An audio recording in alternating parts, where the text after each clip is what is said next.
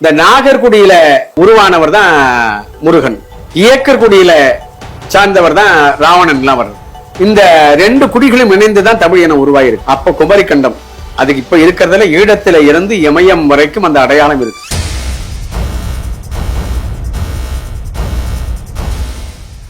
முருகன் திராவிட தெய்வம் அப்படிங்கிற அந்த ஒரு அடையாளத்தை எடுத்துக்கலாமா? அதுக்கு என்ன ஆதாரங்கள் இருக்குங்க? தமிழியத்தினுடைய தொன்மையை மறைப்பதற்காக உருவாக்கப்பட்டதுதான் திராவிடம்.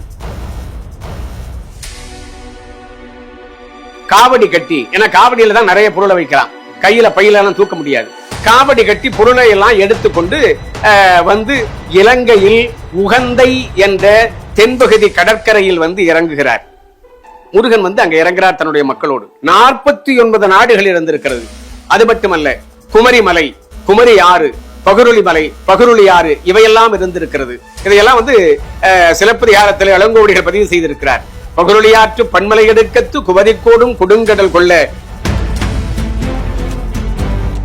சித்தர்கள் கொண்டு வந்ததான் ஆகமம் என்றாலே என்ன? ஆகமம் என்பதே சித்தர்கள் கண்டறிந்த இசைக்கலை, ஓவியக்கலை, சிற்பக்கலை, வழிபாட்டுக்கலை, இதையெல்லாம் எல்லா சித்தர்கள் கண்டறிந்த கலைகளை எல்லாம் ஒன்றாக ஒரே நூலாக ஆக்கினார்கள்.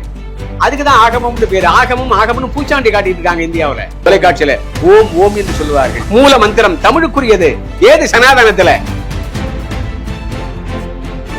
தேன், தினை மாவு, இந்த வெறியாடுதல் என்று சொல்லுவார்கள்.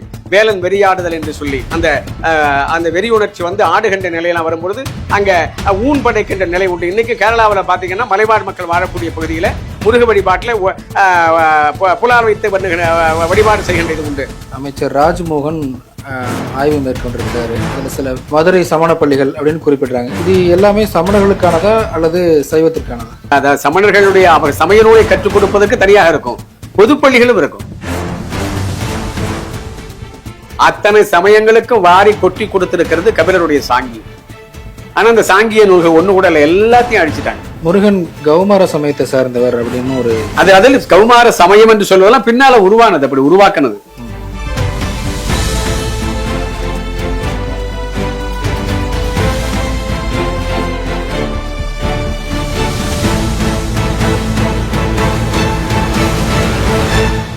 நம்ம பண்ணை இயற்கை அங்காடி 100% இயற்கை வேளாண் தயாரிப்பு.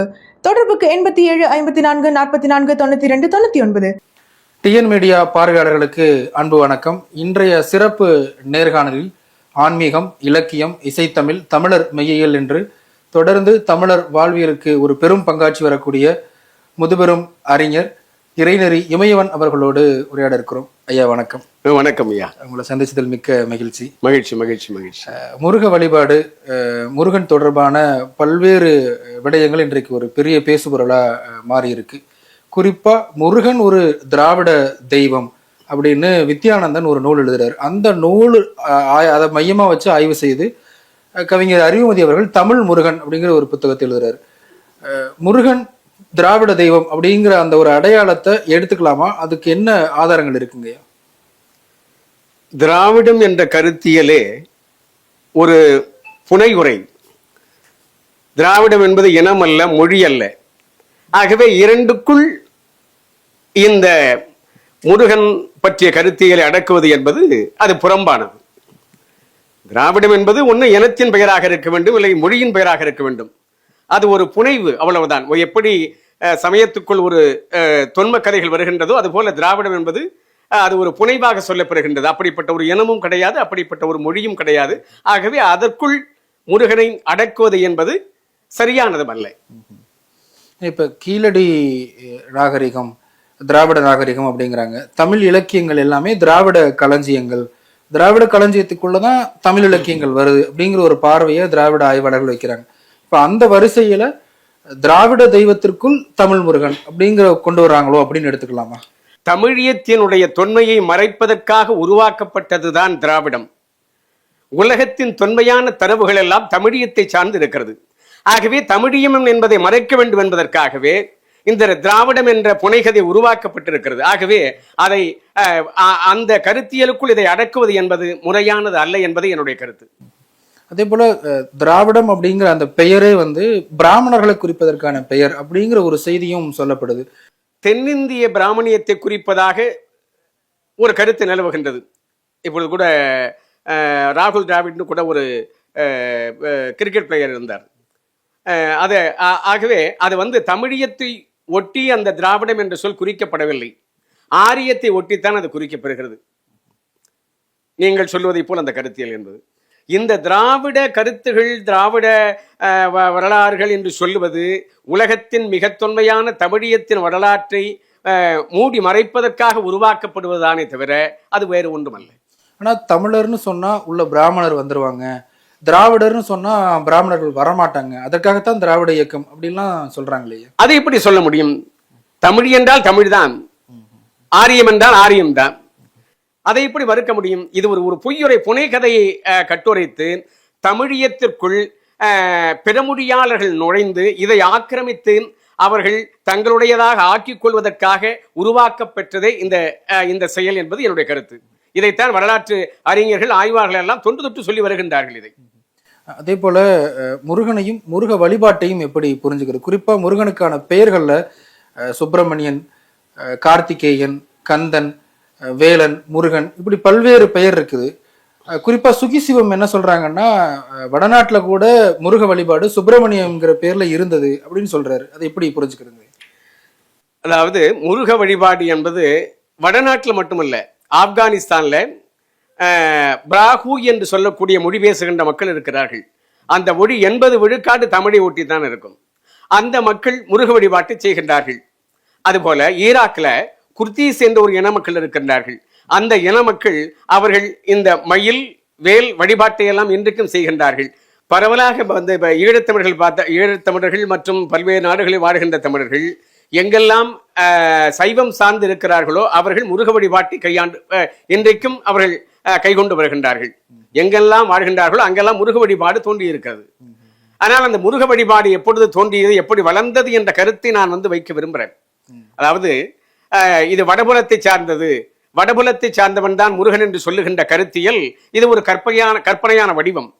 இதையெல்லாம் நாம் அறிந்து கொள்ள வேண்டுமானால் புவியியல் வரலாறு தெரிய வேண்டும். இந்த நில உலகம் முதல்ல குளிர்ந்து நிலப்பகுதி உருவான பொழுது உருவாகி அதை 2ஆக பிரிகிறது. அதை காண்டுவானா பாஞ்சியா என்று சொல்லுவார்கள். பிறகு கண்டங்களாக பிரிகிறது. அப்படிப்பட்ட தொன்மையான காலத்திலே பார்த்தால் கன்னியாகுமரிக்கு தெற்கே 49 நாடுகள், தமிழ் பேசுகின்ற நாடுகள் அங்கே இருந்திருக்கிறது. அதாவது குண்ட நாடு, குறும்பனை நாடு, குணகரை நாடு, தெங்க நாடு, முன்பனை நாடு, பின்பனை நாடு, மதுரை நாடு என்று சொல்லி ஒவ்வொன்றும் 7 நாடுகள், 49 நாடுகள் இருந்திருக்கிறது. அது மட்டுமல்ல, குமரி மலை, குமரி ஆறு, பகுருளி மலை, பகுருளி ஆறு இவையெல்லாம் இருந்திருக்கிறது. இதையெல்லாம் சிலப்பதிகாரத்தில் இளங்கோவடிகள் பதிவு செய்திருக்கிறார்.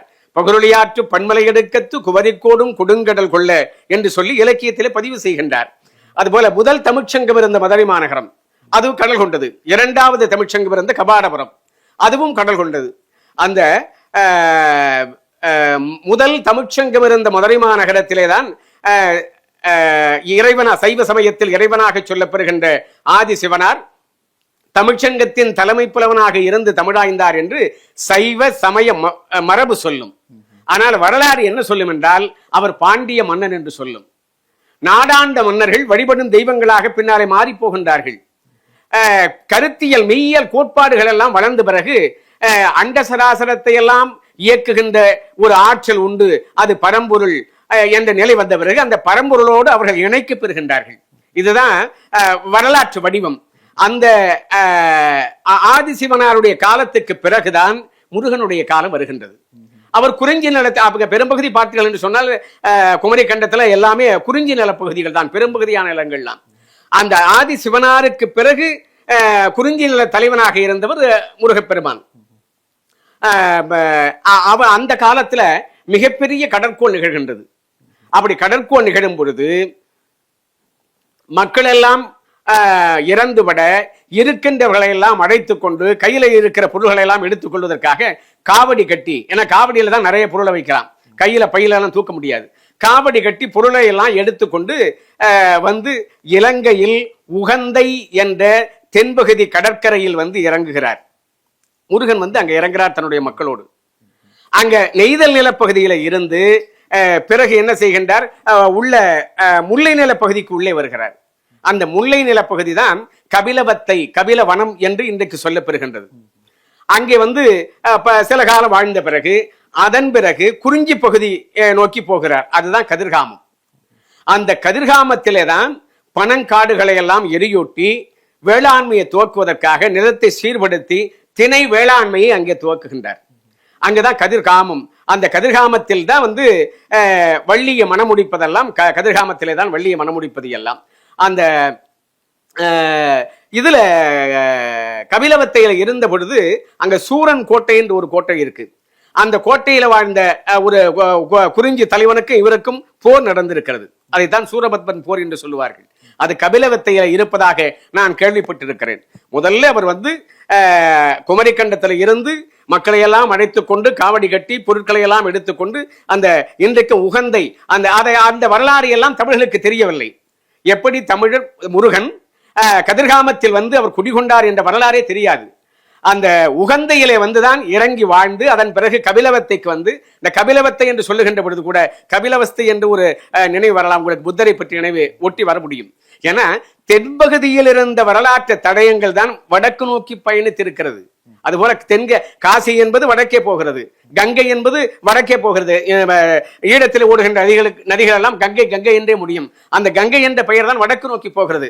அதுபோல இந்த முருகன் என்பதும் வடக்கு நோக்கி போய் உலகமெல்லாம் பரவி இருக்கிறது.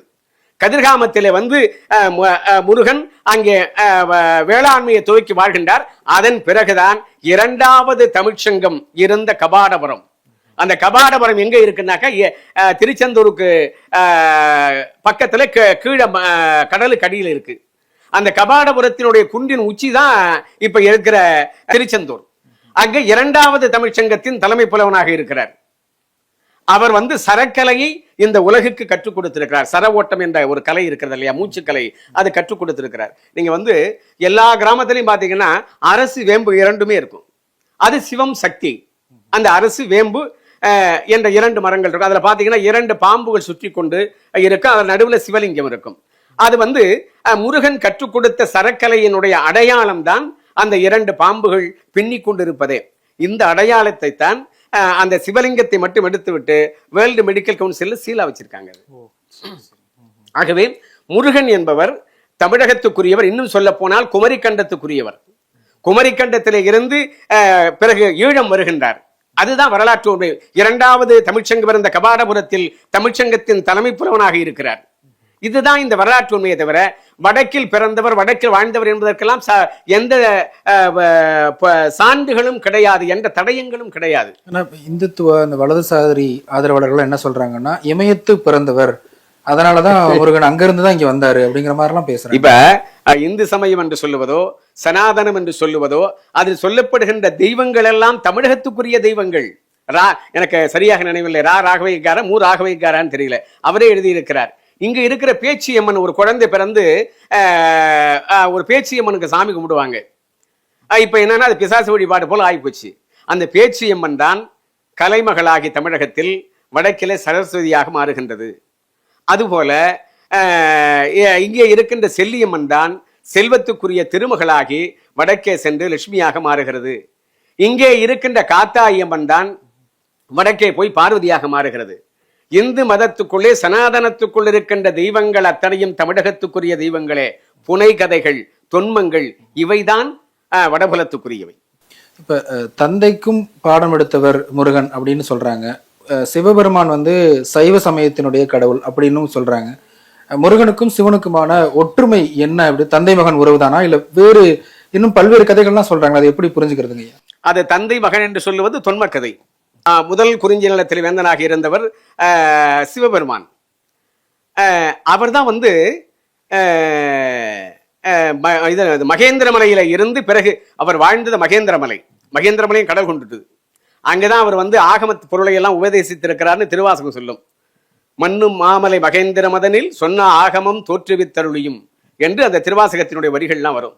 மகேந்திரமலையில இருந்து கல்லால மரத்தினுடைய அடியில இருந்து உலகத்தின் ஆதி மறைகள் என்று சொல்லப்பெறுகின்ற தொல்காப்பியம் சொல்லுகின்ற வாழ்க்கையின் உறுதி பொருட்கள், அதாவது அறம், பொருள், இன்பம், வீடு, அறத்தின் வழி நின்று பொருளீட்டி ஒருவனுக்கு ஒருத்தி என்ற நெறியில் எல்லரை இன்பம் துய்த்து வீடு பேற்றை அடைதல். இதுதான் பண்டாய நான்மறை என்று அதை மாணிக்க வாசகரும் சொல்லுவார். இந்த 4 மறைகளை மகேந்திர மலையிலே கல்லால மரத்தின் அடியிலே இருந்து உபதேசித்தார்.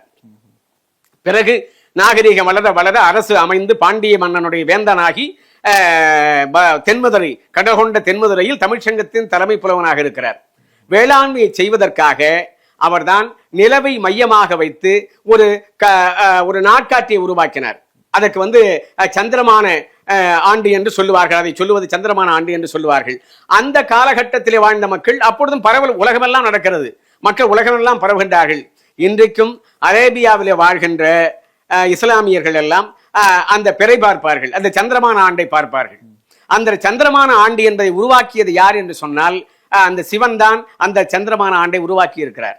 இன்னும் சொல்ல போனால் பறையர்குடி என்று சொல்லலாம்.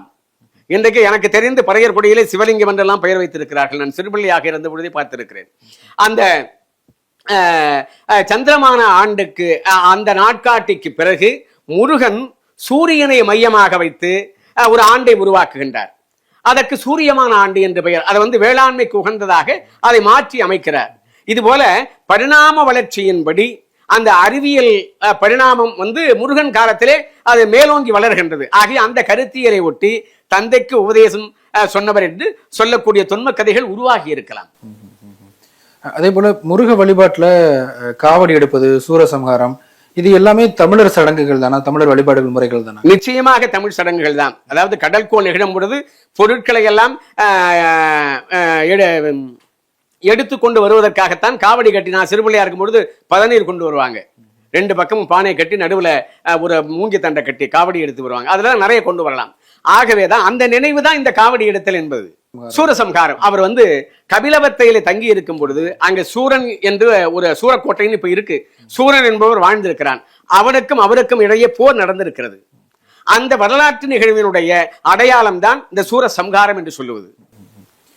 அதே போல முருகனுக்கு அறுபடை வீடுகள் இருக்கு அப்படின்னு சொல்லி சொல்றாங்க. இது எல்லாமே முருகனால உண்டாக்கப்பட்டதா இல்ல மற்றவர்களால உண்டாக்கப்பட்டதுங்களா?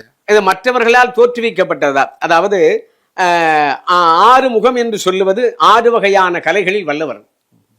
இப்ப ராவணன் 10 தலை, ராவணன் என்றால் அவருக்கு 10 தலை என்று அது தொன்ம கதையாக அப்படி மாற்றினார்கள். 10 கலைகளிலே வல்லவர். வானியல், மருத்துவம், ஆட்சியியல், இது போல 10 கலைகளில் வல்லவர். அதுபோல 6 கலைகளில் வல்லவராக இருந்தார் முருகன். ஆகவேதான் 6 முகம் என்று தொன்ம கதையாக பின்னாலே தொன்ம நிலையாக இது உருப்பெற்றது. அதுதான் உண்மை. அதை அடியொற்றித்தான் எங்கு பார்த்தாலும் அந்த முருக வழிபாடுகள் 6 படை வீடுகள் என்பதெல்லாம் பின்னாலே உருவாயிற்று. படை என்று சொன்னாலே இது திருமுருகாற்று படை என்று சொன்னால் ஆற்றுப்படுத்துதல் என்றால் வழிகாட்டுதல். 6 வழிகளில் மக்களை ஆற்றுப்படுத்தினார், வழிப்படுத்தினார். ஆகவேதான் அது 6 முகன் என்று ஆயிற்று.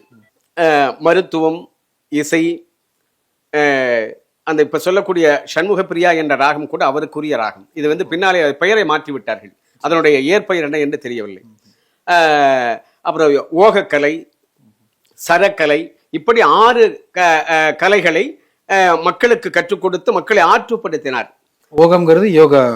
ஓகம் தான். யோகம்ங்கிறத வடக்கெல்லாம் பிறக்கவே இல்லை. அதெல்லாம் ஓகக்கலையை கற்றுக் கொடுத்தவர் ஆதியில மெய்யியல் கூற்றுப்படி கபிலர் என்று வரும். அதாவது அதை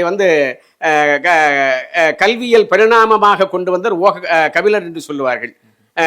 கபிலருக்கு பிறகுதான் படிப்படியாக வளர்ந்து வருகிறது. ஆனா இந்த மூச்சு கலையை சரக்கலை என்று பெயர். மூச்சை கட்டுப்படுத்தினால் புலன்களை கட்டுப்படுத்த முடியும் என்ற சரக்கலையை உலகுக்கு கற்றுத்தந்தவர் முருகப்பெருமான் தான். அதுபோல 6 கலைகளை மக்களுக்கு கற்றுக் கொடுத்து 6 நிலைகளில் மக்களை வழிபடுத்தினார். ஆகவே 6 முகன் என்று பின்னாலே வழிபடுகின்ற ஒரு கருத்தியல் வளர்ந்தது பின்னாலே பிற்காலத்திலே. இப்ப இந்த அறுபடை வீடுங்கிறது இப்படிதான் நம்ம ஒவ்வொரு திருப்பரங்குன்றத்தையும் திருச்செந்தூரையும் பழனி இப்படிதான் நம்ம புரிஞ்சுக்கணும். ஆமாங்க, ஆமா ஆமா ஆமா. வேளாண்மை கற்றுக் கொடுத்ததுனால அந்த வேளாண்மைங்கிற இந்த பனங்காடுகளை எரியூட்டி இது பண்ணதுனாலதான் அதை நினைவா தான் நம்ம எப்ப என்ன செய்யறோம்னா கார்த்திகை மாதத்துல சொக்கப்பானை கொளுத்துறோம் இல்லையா? அந்த நாள் முருகன் அந்த பனங்காடுகளை எரியூட்டியதை குறிப்பிடுவதற்காகத்தான் அந்த சொக்கப்பானை நாம் கொளுத்துவது. பிறகுதான் அதை நிலத்தை உழுது இது பண்ணி திணைப்பயிர் வளர்க்கிறார். முதல்ல திணை தான். முதல்ல அரிசி நெல் நமக்குரியது அல்ல. தேனும் திணைமாவும் தான் முருகனுக்குரியது.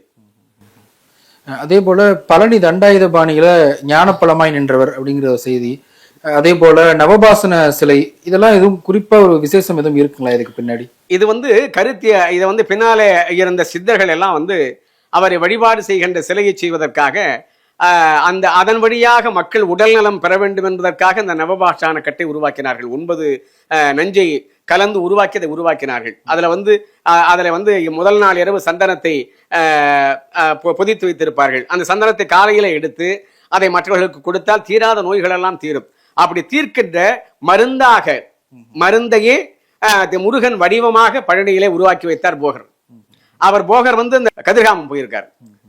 வேலோடு மலையில மிகச்சிறப்பு. ஈழத்துல பாத்தீங்கன்னா வேலோடு மலையெல்லாம் முருக வழிபாடு மிகச்சிறப்பாக நடக்கும். அது போல கதிர்காமத்துல மிகச்சிறப்பாக நடக்கும். இன்னும் வழிபாட்டு ஆகம முறைகள்லாம் இன்னைக்கு சொல்றாங்க பாருங்க. இந்த ஆகம முறைகள்லாம் இதெல்லாம் பிற்காலத்தியது. நீங்க குலதெய்வத்தில் வழிபாடு பண்ணும்போது பாத்தீங்கன்னா எச்சில் படக்கூடாதுங்கிறதுக்காக வாயை கட்டிக்கிட்டு தான் வழிபாடு செய்வாங்க, பூசனை செய்வாங்க. இன்னைக்கும் அப்படிதான் அங்க கதிர்காமத்துல வேலோடு மலையில அங்க யாரும் குறுக்கெல்லாம் பண்ணல. அங்கெல்லாம் இருக்கிற சாதாரண மக்கள், பாமர மக்கள் தான் வழிபாடு பண்றாங்க. இன்னும் சொல்ல போனா இன்னும் பழமையான குன்றிலே வாழ்கின்ற வேடர்கள் இருக்காங்க இல்லையா, வேடர்கள், வேட்டுவ குடிகள், அவர்கள் வழிபாடு செய்கின்ற பொழுது பார்த்தால் அங்க சைவ உணவு இல்லை, அங்க புலால் உணவு தான். தேன், தினை மாவு, இந்த வெறியாடுதல் என்று சொல்லுவார்கள், வேலன் வெறியாடுதல் என்று சொல்லி அந்த வெறி உணர்ச்சி ஆடுகின்ற நிலையெல்லாம் வரும்பொழுது அங்க ஊன் படைக்கின்ற நிலை உண்டு. இன்னைக்கு கேரளாவில் பார்த்தீங்கன்னா மலைவாழ் மக்கள் வாழக்கூடிய பகுதியில் முருக வழிபாட்டில் புலால் வைத்து வழிபாடு செய்கின்ற இது உண்டு. ஆனால் இவையெல்லாம் காலம் செல்ல செல்ல பிற்கால நிலை வளர வளர, நாகரீகம் வளர வளர அந்த படையல் என்பது சைவ உணவாக மாறியதை பின்னாலே தேனும் தினைமாவும் மட்டுமே கொண்டு ஊன் புறக்கணிக்கப்பட்டது. பின்னாலே அதாவது உடலை செம்மைப்படுத்துவதற்காகவே பஞ்ச அமிர்தம் என்பது உருவாக்கப்பட்டது. அதைதான் இன்றைக்கு பஞ்சாமிர்தம் என்று சொல்லுகின்றோம். அந்த பஞ்ச அமிர்தம் என்பதை நவ பாஷான கட்டாக விளங்குகின்ற முருகப்பெருமான் திருமேனியில திருமுழுக்க செய்து அதை அருந்தினால் அது உடலின் பிணிகளை தீர்க்கும் என்ற நிலையை வளர்த்து அந்த பஞ்ச அமிர்தத்தை உருவாக்கினார்கள். பின்னால இதெல்லாம் வளர்ச்சி முறை, வழிபாட்டில் சமயத்தில் வளர்ச்சி முறை. பஞ்சாமிர்தம் சித்தர்கள் கொண்டு வந்ததான். சித்தர்கள் கொண்டு வந்ததான். ஆகமம் என்றாலே என்ன? ஆகமம் என்பது சித்தர்கள் கண்டறிந்த இசைக்கலை, ஓவியக்கலை, சிற்பக்கலை, வழிபாட்டு கலை, இதையெல்லாம் எல்லா சித்தர்கள் கண்டறிந்த கலைகளை எல்லாம் ஒன்றாக ஒரே நூலாக ஆக்கினார்கள். அதுக்குதான் ஆகமம்னு பேரு. ஆகமம்னு பூச்சாண்டி காட்டிட்டு இருக்காங்க இந்தியாவில். ஆகமம் என்பது சித்தர்கள் உருவாக்கிய இந்த கலைகளை எல்லாம் ஒருங்கிணைத்து ஒரே நூலாக்கினார்கள். அதுதான் ஆகமமே தவிர வேறு ஒன்றும் குறித்து வரவில்லை. அவையெல்லாம் தமிழிலே தான் இருந்தது. பின்னாலே தமிழின் நிலைப்பாட்டை மாற்றுவதற்காக இதையெல்லாம் முடிமாற்றம் செய்து மூலச்சோடிகளை எல்லாம் அடித்தார்கள், ஒடித்தார்கள். அதான் வரலாற்று. ஆகமத்துக்கும் சனாதனத்துக்கும் சம்பந்தமே கிடையாது. ஆகமும் தென்னாட்டுக்குரியது, வழிபாட்டு முறைகள்லாம் தென்னாட்டுக்குரியது. தென்னாட்டு கோயில்கள் சிற்ப வடிவங்கள் எப்படி இருக்கு பாருங்க. நார்த் இந்தியா போய் வட இந்தியா போய் பாருங்க, எல்லாம் சும்மா பொம்மை மாதிரி இருக்கு எல்லாமே.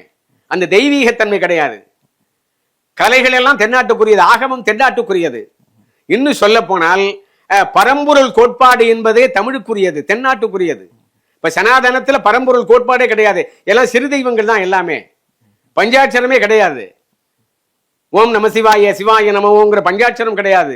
இன்னும் சொல்ல போனால் ஓம் என்று சொல்லுகின்ற மந்திரம் குடிலை மந்திரம். அது வடமொழியில பிரணவம் என்று சொல்லுவார்கள். வடமொழியில சமஸ்கிருதத்துல ஒகர குற்றெழுத்தே கிடையாது முன்னாடி.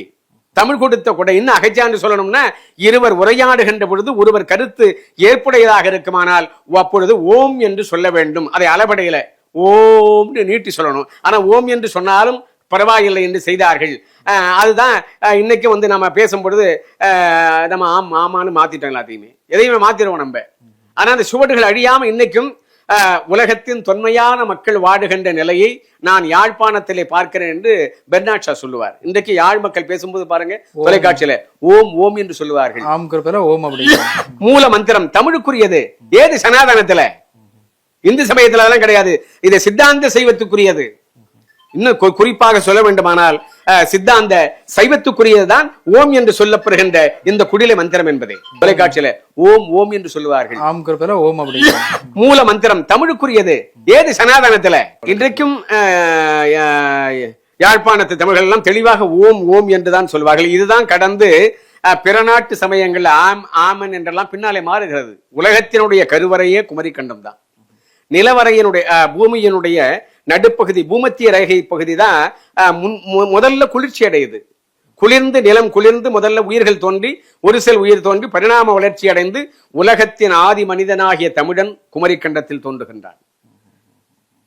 பிறகு கடற்கொள்ள உலகமெல்லாம் பரவுகின்றார்கள். உலகத்தில் வாழ்கின்ற மக்கள் எல்லாம் தமிழ் மக்களின் கிளைக்குடிகளே. உருவத்தால் பருவத்தால் இடத்தால் உருமாறி இருக்கிறார்கள். உலகத்தில் பேசப்பெறுகின்ற மொழிகள் எல்லாம் தமிழில் கிளைத்த மொழிகளே. இதுதான் இன்றைய நில உலகத்தின் வரலாற்று உண்மை. தமிழுக்கும் முருகனுக்கும் என்ன தொடர்பு இருக்குங்கய்யா? தமிழ் குடிதானே அவர். தமிழ்ச்சங்கத்தின் தலைமை புலவனாக இருந்திருக்காரு. இதுல கபாடபுரத்துல 2ஆம் தமிழ்ச்சங்கத்தினுடைய தலைவன் முருகன் தான். அந்த கபாடபுரம் இன்றைக்கு இவற்றையெல்லாம் ஆய்வு செய்யவில்லை, தடுத்து கொண்டிருக்கிறார்கள். இன்றைக்கு பேசுகின்றவர்கள் அரசு எந்திரங்கள் எல்லாம் வேலை செய்யவில்லை. பூம்புகார் 16,000 ஆண்டுகள் தொன்மையான பூம்புகார் கடலில் உறங்கிக் கொண்டிருக்கிறது. அதுபோல கபாடபுரம், அதுபோல திரிகோணமலைக்கு கிழக்கே மிகப்பெரிய துறைமுகம் கீழே உறங்கிக் கொண்டிருக்கிறது. இவையெல்லாம் வரும் காலம் வரும், மெல்ல மெல்ல வெளியில் வரும். இவற்றை மூடி வைத்துக் கொண்டிருக்கிறார்கள் இன்றைக்கு. இப்ப இலங்கையில இன்னமும் ஆம் அப்படிங்கிறதுல ஓம் அப்படிங்கிறது பழக்கத்துல இருக்குன்னு சொல்லி சொல்றீங்க. ஆனா இலங்கையில முருகனே ஒரு புத்தர் தான், ஒரு பௌத்த வழிபாட்டுல முருகன் ஒரு அங்கம் அப்படிங்கிற கருத்துக்கள்லாம் பேசுறாங்களே, அதெல்லாம் உண்மைதானாங்களா? எப்படி தமிழக இந்தியாவிலே சனாதனத்தின்பால் தங்களை வடக்கில் பிறந்தவர் என்று சொல்லுகின்றார்களோ, அதுபோல அங்க பௌத்த ஆதிக்கம் அவரை கவர்ந்தெடுக்க பார்க்கிறது தான் வரலாற்று உண்மை. இன்றைக்கும் கபிலவஸ்தையில புத்தர் சிலையே கிடையாது. அந்த புத்தர் சிலையை கொண்டு போய் அங்க வைத்திருக்கிறார்கள். தமிழின் தடயங்களை அழிப்பதற்காக இந்த ஆரியம் வடுகம் இந்த இரண்டும் உலகத்தில் செயல்பட்டுக் கொண்டிருக்கிறது தான் வரலாற்று உண்மை. அங்க வடுகத்தினுடைய ஆதிக்கம் தான் அங்க ஈழத்தில் இருக்கின்ற தமிழ் மக்களை ஆட்டி படைப்புகள் எல்லாம் வடுகர்கள். அதுபோல இங்கே ஆரியத்திற்கும் துணையாக வடுகர்கள் இருக்கிறார்கள். ஆகவே ஆந்திராவிலே படம் எடுத்து அதை மாற்ற முயற்சிக்கிறார்கள். அதான் உண்மை. வடுகம்ங்கிறதும் திராவிடம்ங்கிறதும் ஒண்ணுதாங்க. அதனுடைய அடி ஒற்று தான் வடுகம் என்பது. ஆனா அவங்க என்ன சொல்றாங்கன்னா, நாங்க முருகனை ஒரு பரந்துபட்ட பார்வையில எடுத்துட்டு போறோம், எல்லாருக்குமான கடவுள் தான் முருகன், நீங்க தமிழர்களுக்கான கடவுள்னு குறுக்காதீங்க அப்படிங்கிறாங்க. இன்னொரு பக்கம் தமிழ் தேசியவாதிகள் எல்லாருக்குமானவர் தான் முருகன், ஆனா நீங்க தமிழருங்கிறத ஏன் மறுக்கிறீங்க அப்படிங்கிற கேள்வி வைக்கிறாங்க. இந்த வேறுபாட்டை எப்படி புரிஞ்சுக்கிறாங்க? அவர் பிறந்தது தமிழ் இனத்தில், அது இனத்தின் அடையாளம். யார் வேண்டுமானால் கொண்டாடலாம். இப்ப யார் முருகன் கோயிலுக்கு இன்னார் போகணும் யாருமே சொல்லலையே. ஆனால் தமிழ் இனத்தின் அடையாளம் முருகன், அது வரலாற்று உண்மை. அதை மறைக்க கூடாது. இனத்தின் அடையாளம் முருகன், அதை எப்படி மறைக்கலாம்? நீங்க யார் வேணாலும் மறுக்கலையே. யார் வேணாலும் வணங்கலாம், யார் வேண்டுமானாலும் கொண்டாடலாம். ஆனால் தமிழ் இனத்தின் அடையாளம் முருகன், அதைத்தான் நம்ம சொல்லணும். இப்ப சிவபெருமானே இமயமலையில பிறந்தவர் தான், இமயத்துல இருந்தவர் தான், அவருக்கான மகன் அப்ப அங்கிருந்தானே வந்திருப்பாரு, அப்படியும் சிலர் வாதம் வைக்கிறாங்களே. இப்ப சரியான கேள்வி கேட்டீங்க. குமரிக்கண்டம் இருந்த பொழுது வட இந்தியாவே கிடையாது. விந்திய மலையோடு சரி, விந்திய மலைக்கு வடக்க டெத்தீஸ்ங்கிற கடல் தான் இருந்தது. குமரிக்கண்டம் கீழே போன பிறகுதான் வடதுருவ பகுதியில தண்ணீர் எல்லாம் தென்துருவ பகுதியில வடிந்து குமரிக்கண்டம் கீழே போன பிறகுதான் வட இந்தியா மேல வருது.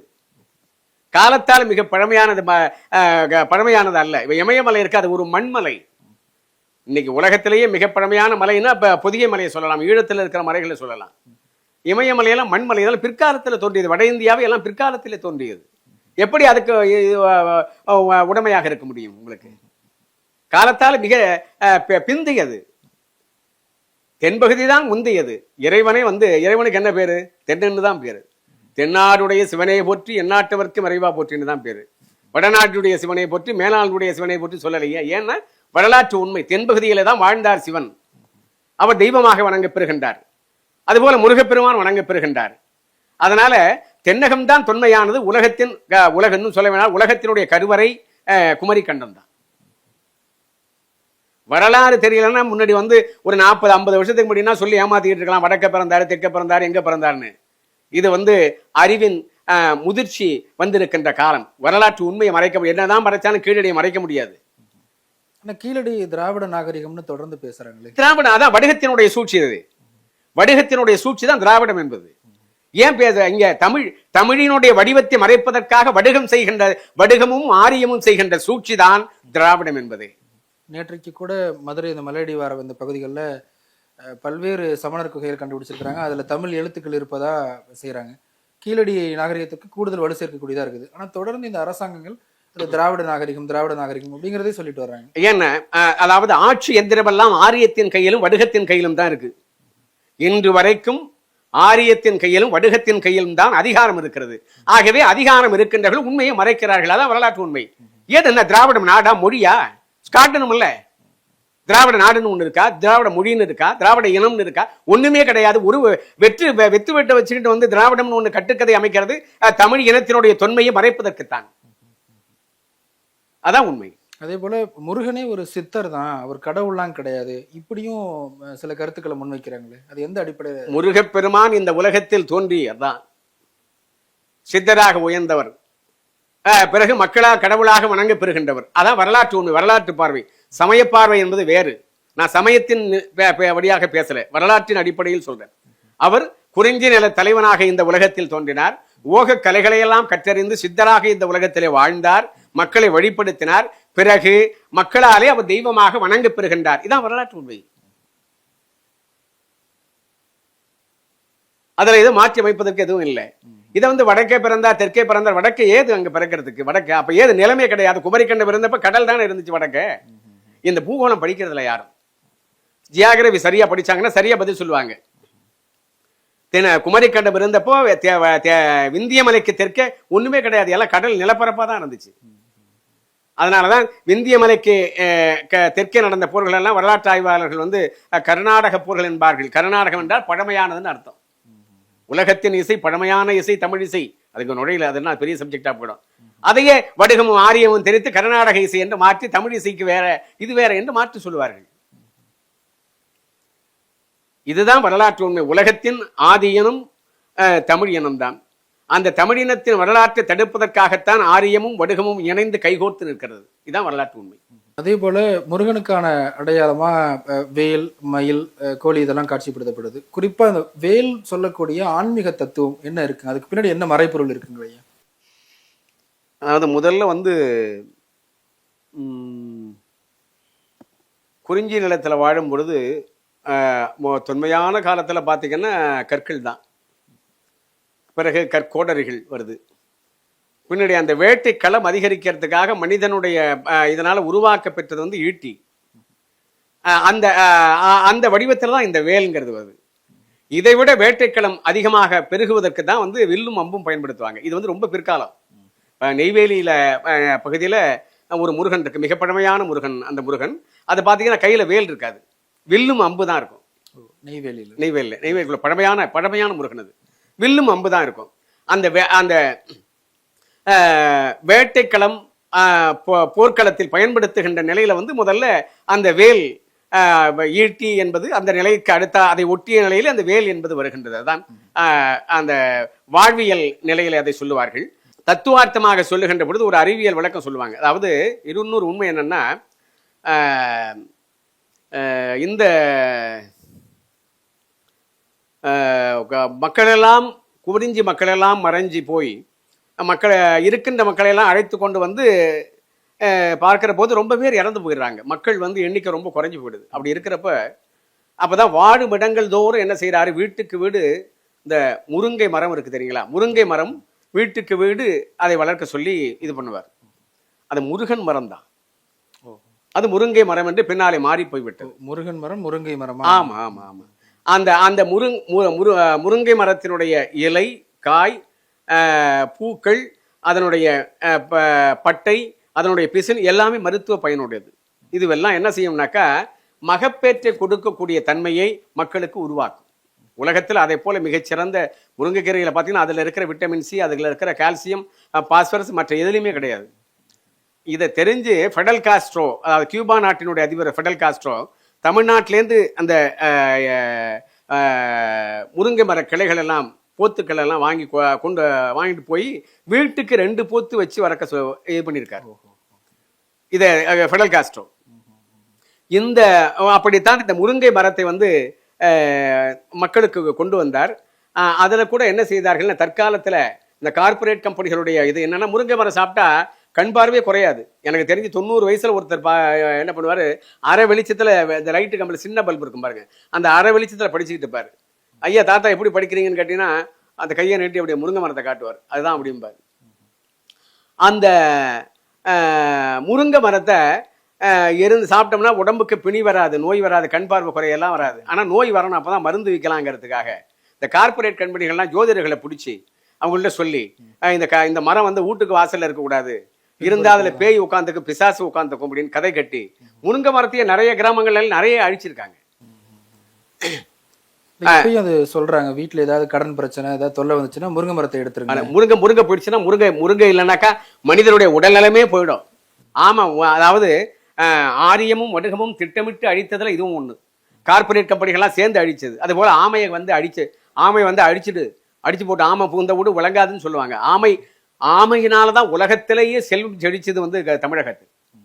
கடல் ஆமைகள் வந்து கடல் நீரோட்டத்துல புகுந்து உலகமெல்லாம் போகும். இதை கண்டறிந்து கடல் ஓடினார்கள். இதையெல்லாம் வந்து ஒரிசா பாலு கொண்டு சொல்லி இதெல்லாம் வெளிப்படுத்தி இருக்கிறார். அந்த ஆமையை வந்து தெய்வமாக வணங்குவார்கள். இன்னைக்கும் தெய்வம் இருக்கிறது ஆமை மேலதான். கோயில்ல பாத்தீங்கன்னாக்க அதை போய் எப்படி அடிக்கிறது? அது இப்படியெல்லாம் ஏன்னா தமிழன் வாழ்வை சீர்குலைக்க வேண்டும் என்பதற்காகவே இதையெல்லாம் செய்தார்கள். கல்லாமை, தீண்டாமை, பொறாமை, இந்த ஆமைகள் தான் ஒழியுமே தவிர அதை போய் துன்புறுத்தக்கூடாது. அதுபோல முருங்கை மரம் என்பது இன்னைக்கும் நம்ம தமிழ் தடயங்கள்லாம் பாத்தீங்கன்னா தெற்கு நோக்கி போய் பாத்தீங்கன்னா நிறைய காணலாம். இன்னைக்கும் கோயம்புத்தூர்ல போனீங்கன்னா ஏன்னா கேட்பாங்க, கிராமத்துல சிற்றூர்ல கேட்பாங்க, ஐயா வீட்டுல பசுமாடு பால் கறக்குதா, முருங்கை மரம் காய்க்குதா, நல்ல கீரை கொடுக்குதா இப்படின்னு கேட்பாங்க.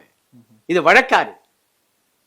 இந்த வழக்காற்றை எல்லாம் தவறான பொய்யுரையினாலே வீழ்த்தி தமிழருடைய அடையாளத்தையும் தமிழர் உடல் நனத்தையும் கெடுத்து கொண்டிருக்கிறார்கள். அதான் வரலாற்று உண்மை. ஐயா, நிறைய செய்திகள் பகிர்ந்துட்டு இருந்தீங்க. குறிப்பா முருகனை பத்தின பாடல்கள் இலக்கியங்கள்ல பதிகங்களா வந்த பத்தி ஏதாவது நீங்க பாட முடியுங்களா ஐயா? அல்ல திருமுருகாற்றுப்படை, அதுபோல அருணகிரிநாதருடைய திருப்புகழ், பாம்பன் சுவாமியருடைய பாடல்கள், பகடி குத்தர் பாடல்கள் ஏராளமா இருக்கு. இதுல வந்து வசைபாடுவதில் காலமேகம் என்று சொல்லப்பெறுகின்ற அந்த காலமேக புலவர் வந்து திருவேரகம் என்று அழைக்கிற சாமி மலைக்கு வர்றார்.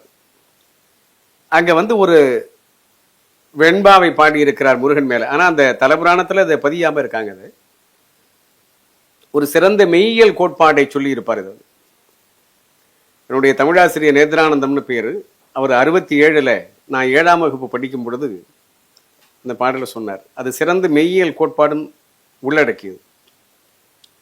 இந்த உடம்பை பாதுகாக்கணும்னா காயக்கல்பம், மருந்து இதெல்லாம் சாப்பிட்டு நாம பாதுகாக்கிறோம் நீண்ட ஆயுளோட வாழணுங்கிறதுக்காக.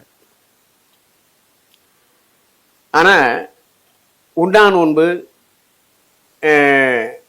இயற்கை உணவு இப்படியெல்லாம் நம்ம இருந்து பக்குவப்படுத்தினா இந்த மருந்து, காயக்கல்பம், இது போல செந்தூரம் இதெல்லாம் தேவையில்லை. அதை இப்ப நீண்ட நாள் பாதுகாக்க முடியும். ஆனா இதை ஒரு செம்மையான உள்ளத்தை, இதை விட ஒரு நல்ல உள்ளத்தை எனக்கு கொடுத்தா இறைவா முருகா, நான் மீண்டும் ஒரு பிறவி எடுக்க மாட்டேன் அப்படின்னு சொல்லி ஒரு வெண்பாவை சொல்லி இருப்பார். ரொம்ப அழகானது. சுக்கு போல இந்த காயமாகிய உடலை நாம் இது பண்ணி விட்டால் அந்த மருந்தால கூட என்ன பயனில்லைன்னு சொல்லுவார். வெங்காயம் சுக்கானால் வெந்தயத்தால் ஆவதென்ன. வெந்த அயம், அயம் என்றால் அயச்செந்தூரம், அயப்பற்பம்.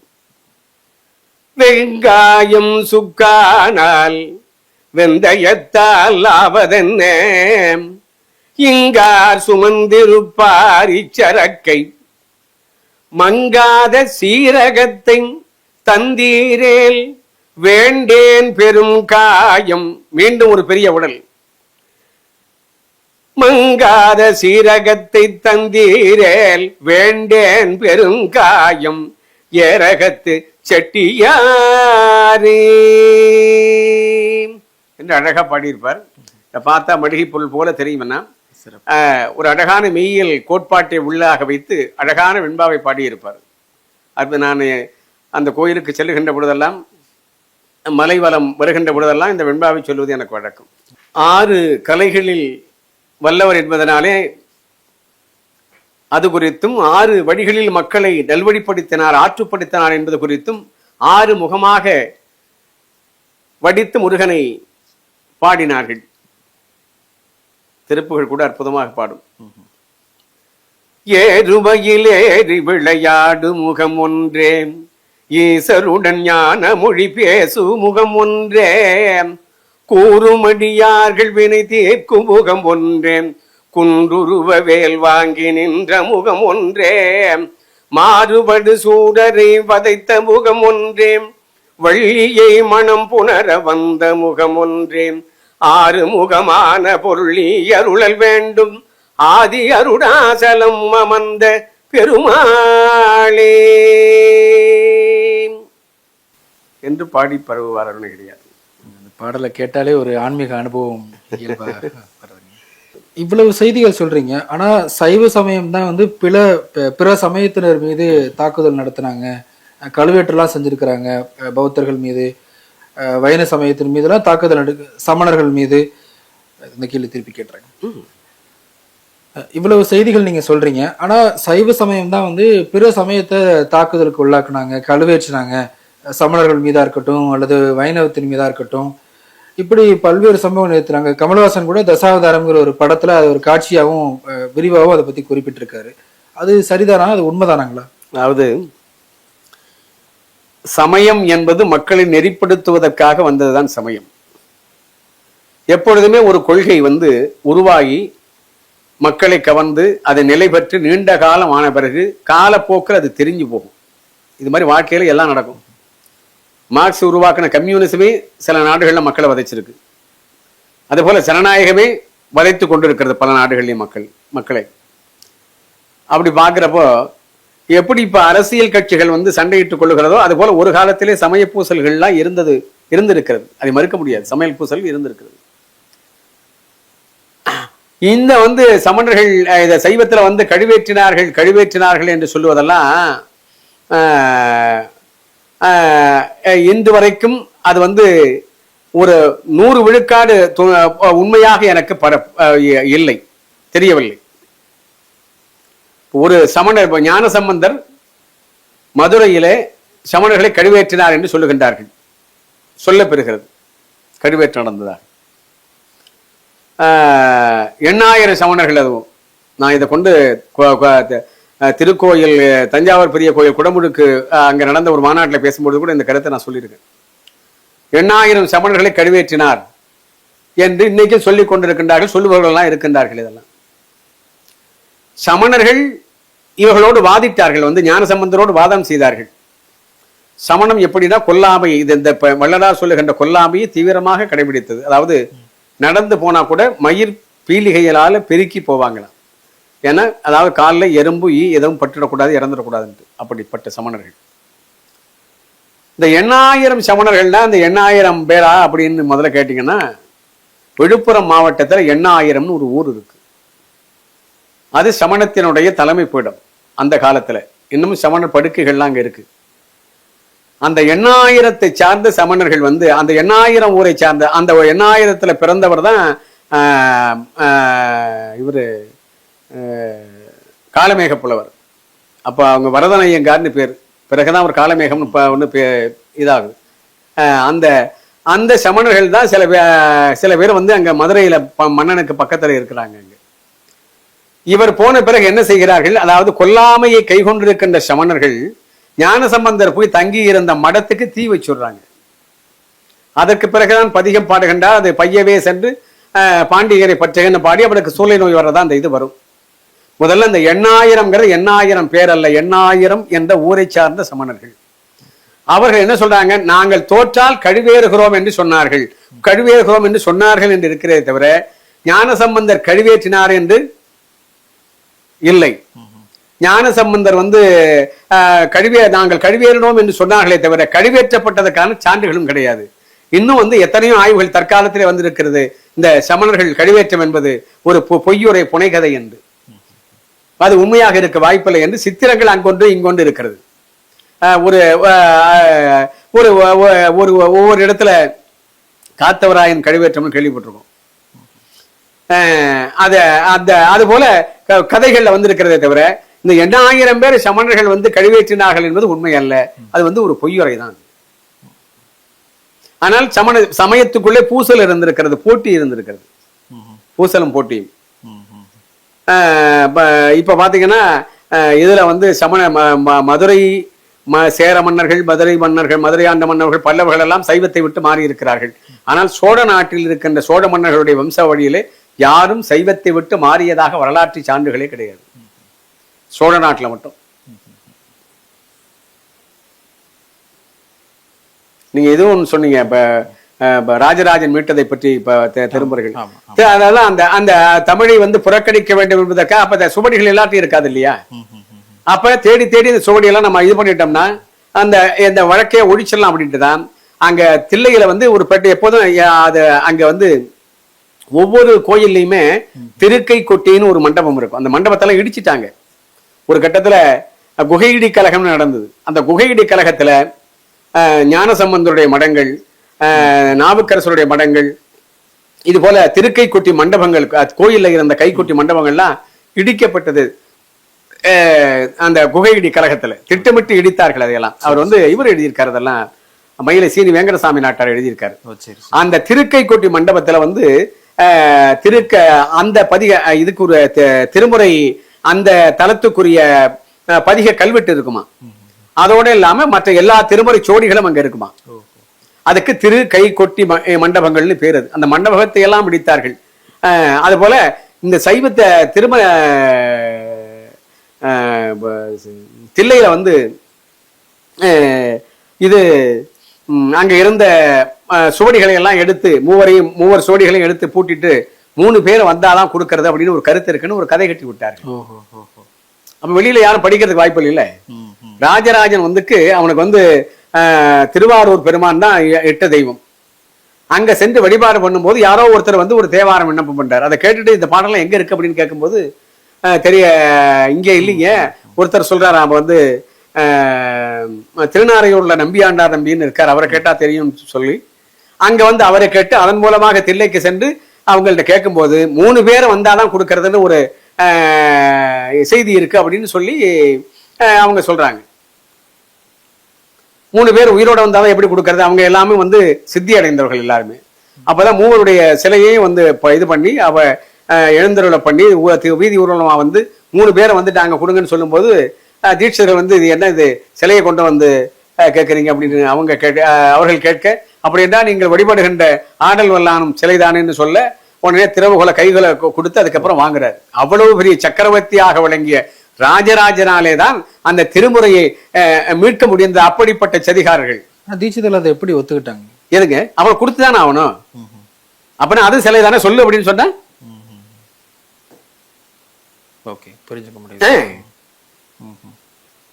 இறைவனை பாடி துதித்த அருளாளர்கள் பாடல்களை எல்லாம் பூட்டி வச்சுட்டு கையில தெருவுகளை வச்சுட்டு ஒரு கதை கட்டி விட்டு இது பண்ணா எப்படி இருக்கும்?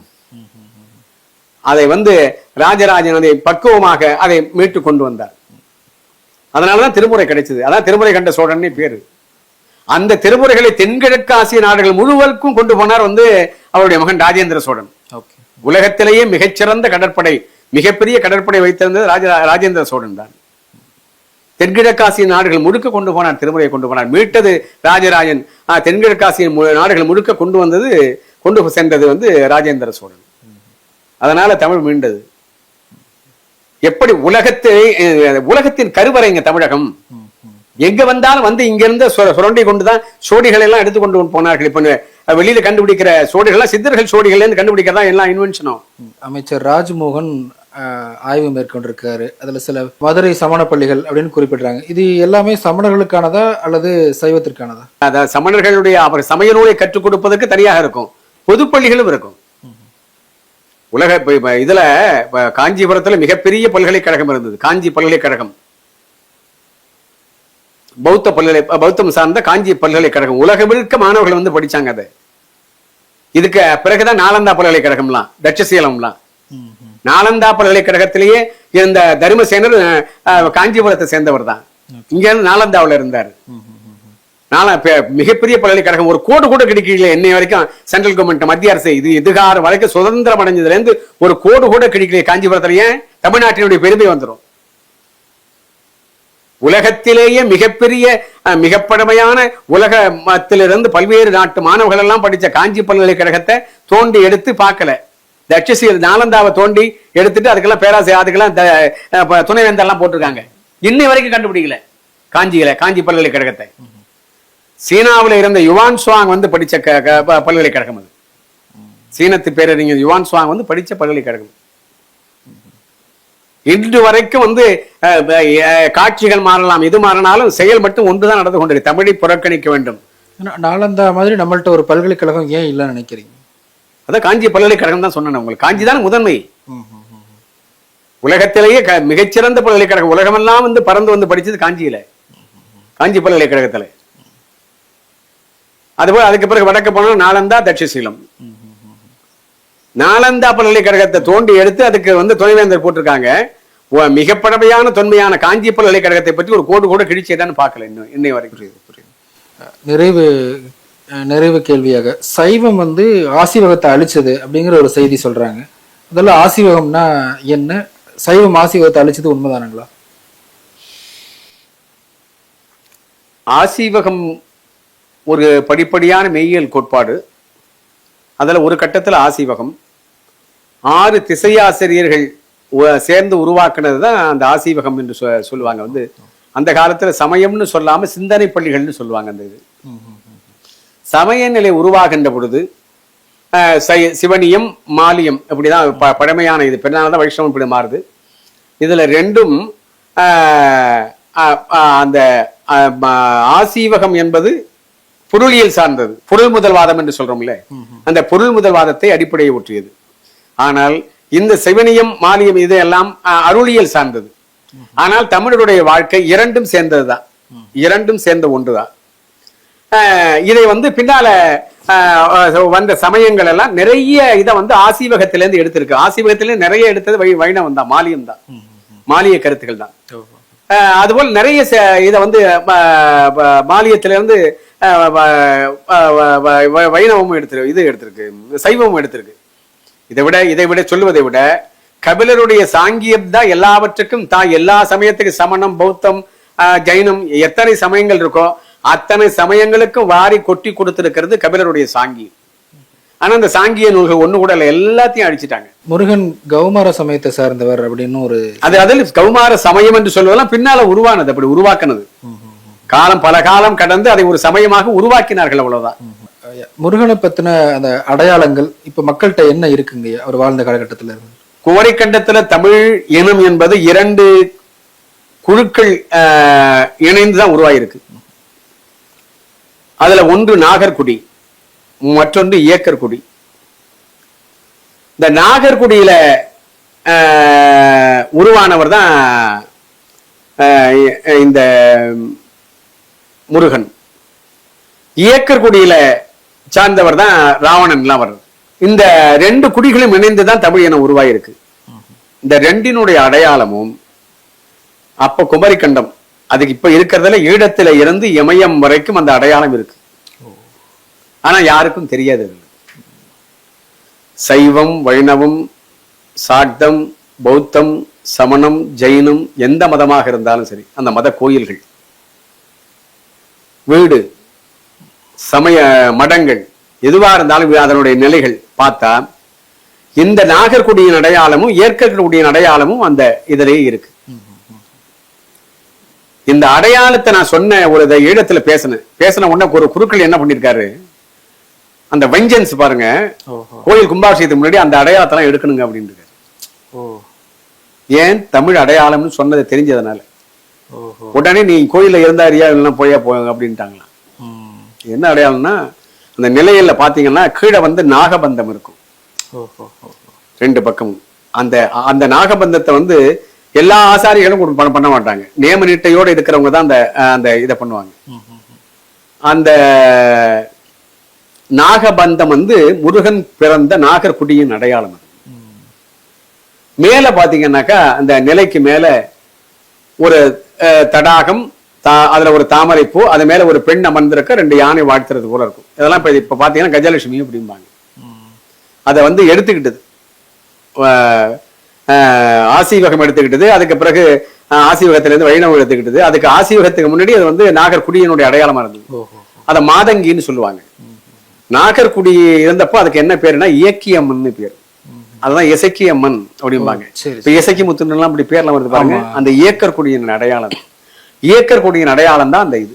இன்னைக்கும் இந்த நாகர்குடியின் அடையாளமாகிய நாகபந்தமும் இயக்கற்குடியின் அடையாளமாகிய அந்த இயக்கியம்மனும் இல்லாத நிலைகளையே பார்க்க முடியாது. சைவ கோயில், சமண கோயில், பௌத்த கோயில், வைணவ கோயில், எந்த கோயில், சத்திரம், சாவடி, வீடு, வாசல் எல்லாத்திலையும் ஈழத்தில இருந்து இமயம் வரைக்கும் பார்க்கலாம்.